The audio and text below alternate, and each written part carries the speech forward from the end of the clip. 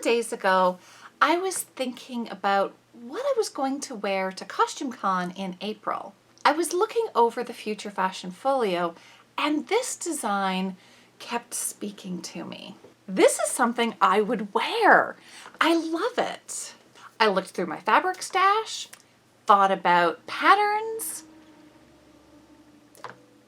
and I'm gonna make this. I calculated it out. I had 57 days before the start of the con to create this. I'm crazy. Why do I do this? Why work under such pressure? Because I know I'm going to love the results. And you might be thinking, 57 days, that's plenty of time to create this. Remember, I work full time, and then you have to cook, clean, take care of a lizard. It's winter in Canada. It takes longer to get bundled up, and my car needs at least 15 minutes to warm up and get scraped off. The Future Fashion Folio is one of the competitions at Costume Con, and it's in two parts. The first part is the actual folio. People submit designs to be entered into the folio. The judges look at them, decide winners for certain categories, and then the successful designs are published in the folio. Then creators can choose one of those designs to create. Today, I now have 55 days to get this done. What have I been doing over the last couple of days? Well, I colored the design. I find that very helpful for inspiration for me. I've chosen my materials. So everything purple is going to be out of this lovely wool. It was a thrift store find. Accented with, oh, I don't know if you can see that. I think this is also a wool blend maybe. And the green parts, I'm going to crochet. I'm going to adapt this McCall's pattern for the jacket. It should be fairly straightforward to use this butterick pattern for the vest. You might be thinking, hey, that McCall's pattern has a kilt skirt. That'll be very convenient. Except I'm not going to use this pattern for that. I've already used this pattern to create a skirt. And I want to do something different.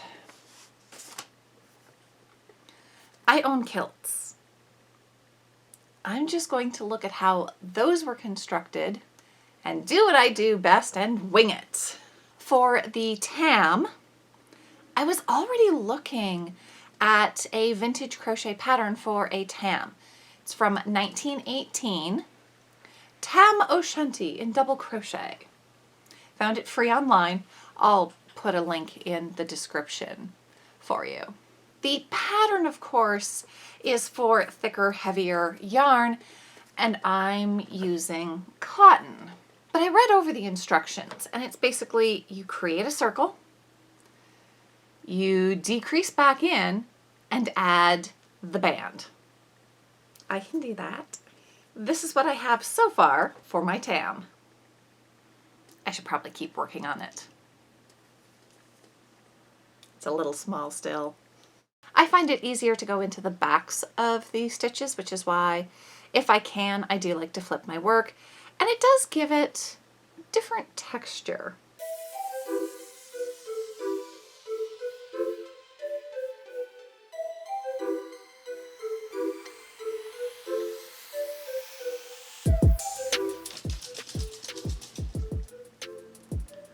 That's the lizard.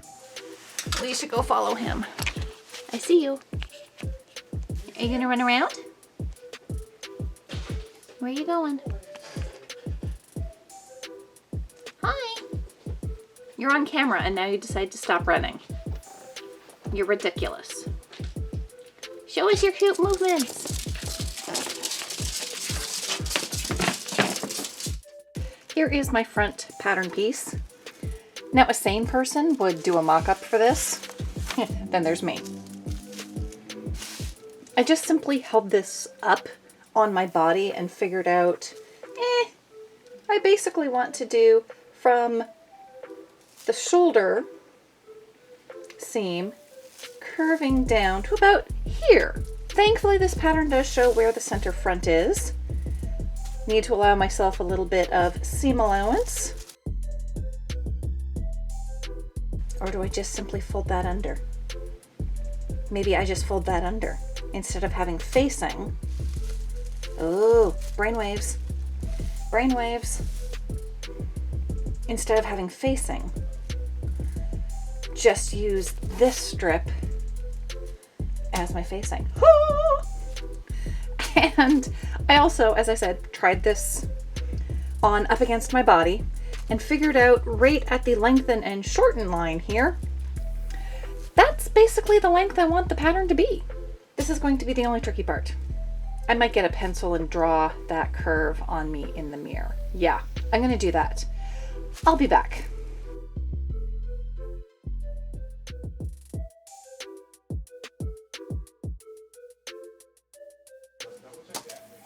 Okay, pencil didn't work. But at least I do have kind of an indent in the tissue paper. I'll go get a pen next. We're going to try a green pen.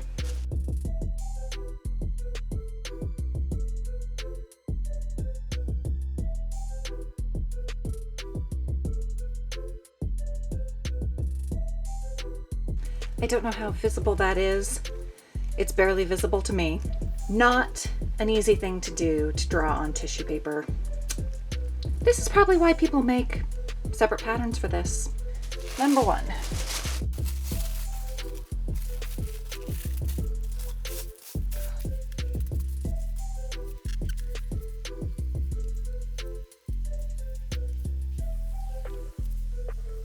Since my cutting space isn't as big as my material, I might just go ahead and cut out each piece as I get it pinned, and then I can move my material around so that it's easy to pin, because right now I have material hanging off the edge of the counter. The joys of a small apartment.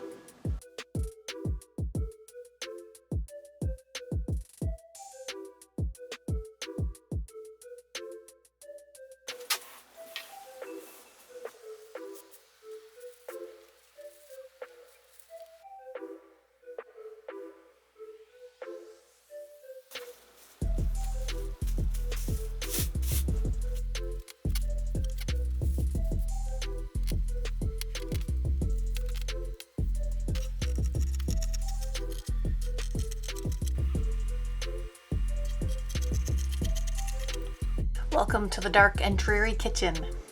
I am now 45 days away from the start of the convention.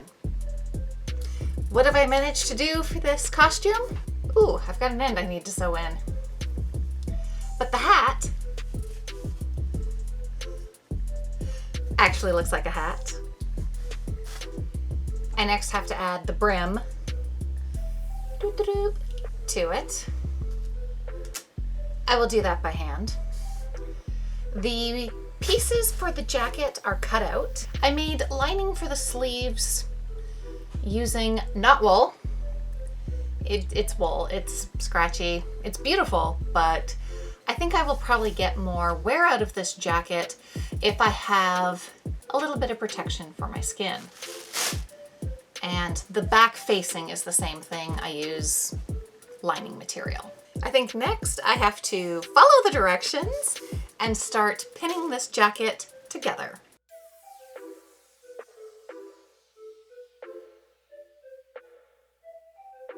Hi. I don't use chalk or pencil to mark out the darts or the little notches where things are supposed to line up. I pin them. Don't know if that's a sane thing to do or it's just crazy Carrie thing to do.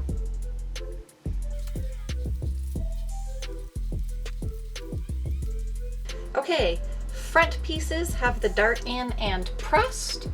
Next, no, we're not doing pockets on the jacket. Ooh, Somewhere I will have to add pockets because everything should have pockets. I will have to think about that. Maybe the vest? Skirt? I'll think about it.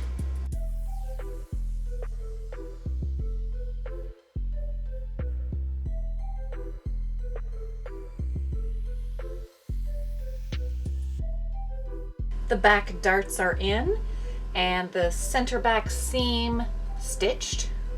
I even pressed open my seams. All right, next. Stitch front and back together at shoulders and sides. Ooh, it's going to look like a thing.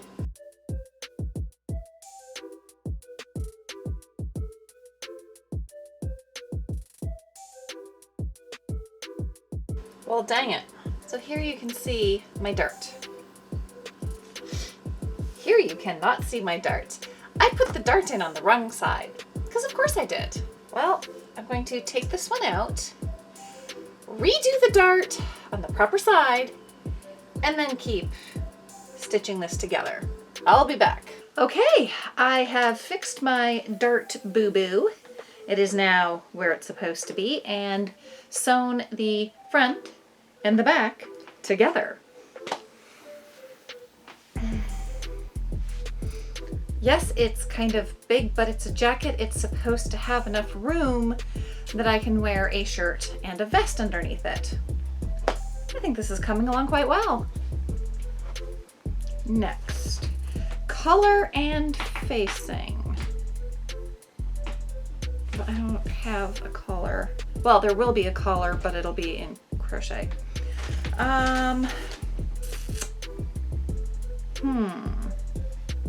So I think the next part is going to be to stay stitch the back edge and do the back facing. That's the plan anyway. We'll see how it works. I actually decided to stay stitch all the way around the collar since there isn't going to be a more structured collar. This will help give it a little bit more staying power. 44 days until the con. Progress I've made on the jacket. I have the back facing in. That should help with the comfortableness of wearing this. Finished up the hem at the collar. That is done. Next thing the directions say, sleeves. Ease stitch. It's basically doing a basting stitch so that you can pull things together to ease them into the top of the sleeve cap.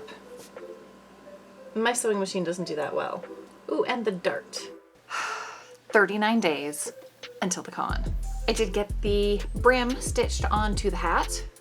Ooh, does not look so good with my sweater. Sorry.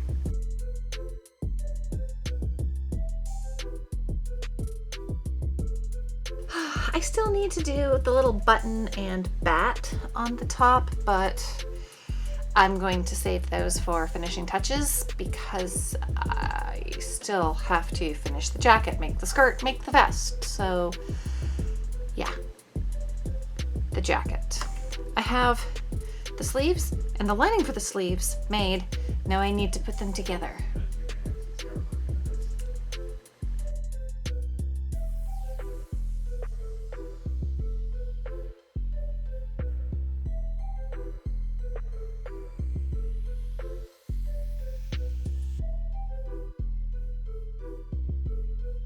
I'm ready to attach the sleeves. Here is my jacket. These two pins, I don't know if you can see those. Ba-doop. Those two pins are where these two pins need to line up. I've heard horror stories about doing sleeves. Let's hope I don't mess this up.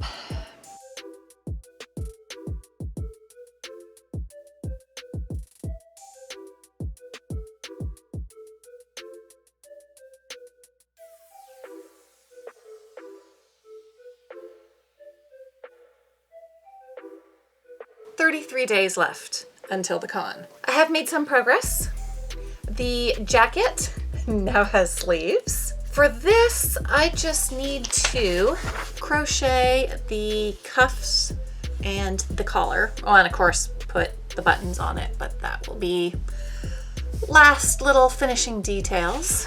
For the vest, I have cut out the pattern pieces. That's not the next thing that I think I really want to tackle, the kilt. I've been doing a lot of thinking about this, and I think other than this front panel, that I'm just going to make it like a regular kilt. Now, normally on a kilt, you would have two parts that overlap in the front, for modesty's sake, that are not pleated. But with how this is edged, I don't think you can get a lot of a panel across there before it starts showing. And it's buttoned instead of just pinned.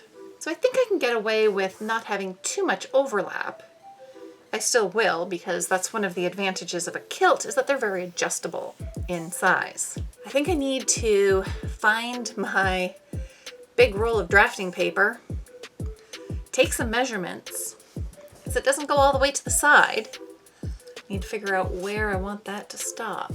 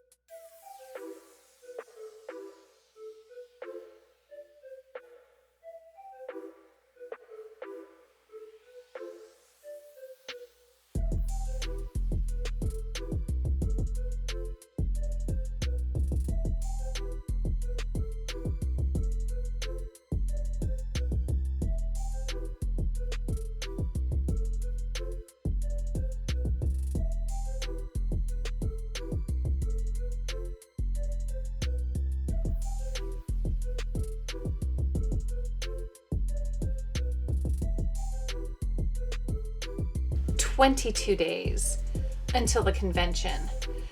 I can't remember the last time I actually worked on this, but I'm not panicking yet. I think my next step is to get some pleating done for the kilt.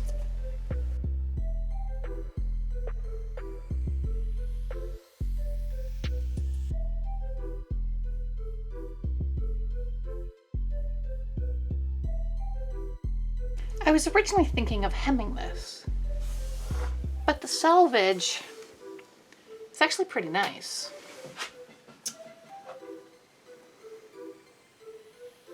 And I have the selvage on the jacket as well.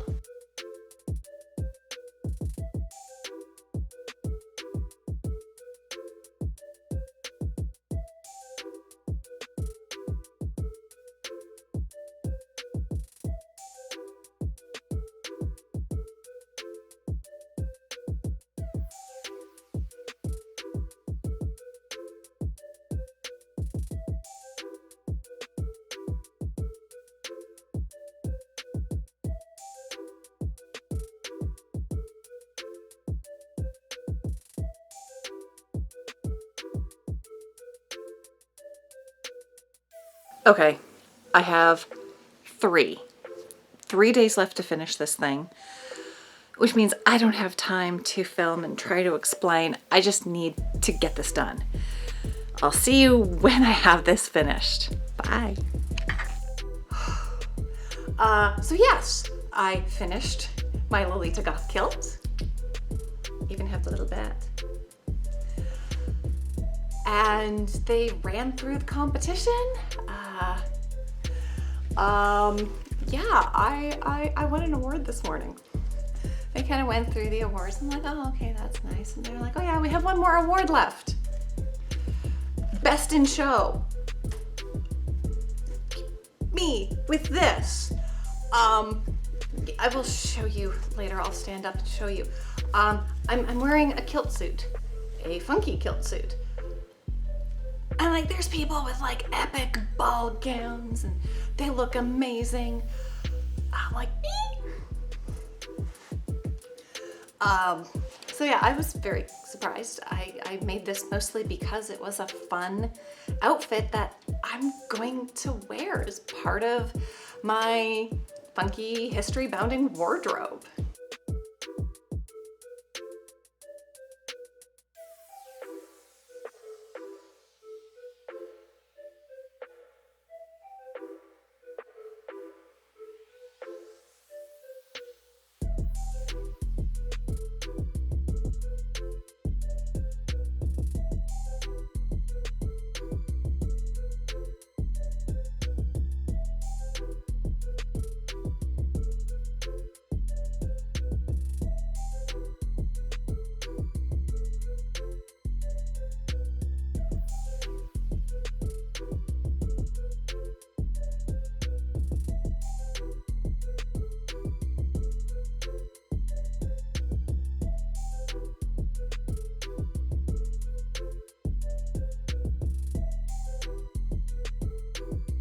Costume Con 40, Rogues, Royals, and Renegades. Boop-a-doop-a-doop-a-doop-a-doop-a-doop. Costume Con 40. Best in show. Oops, there's the show. Ah. Still in a little bit of shock about this.